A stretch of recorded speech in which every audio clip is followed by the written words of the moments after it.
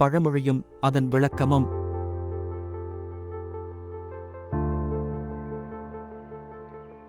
பழமொழி.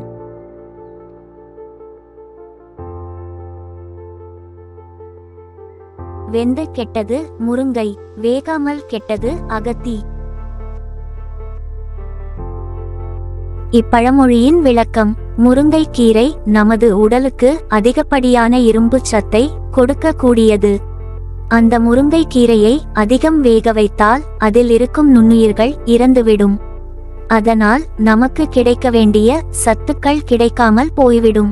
அதேபோல் அகத்தி கீரையை அதிகம் வேக வைக்காமல் பயன்படுத்தினால் அது நமது உடலுக்கு தீங்கு விளைவிக்கும்.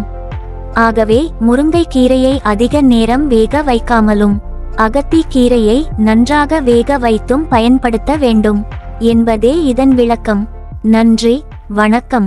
மீண்டும் சந்திப்போம்.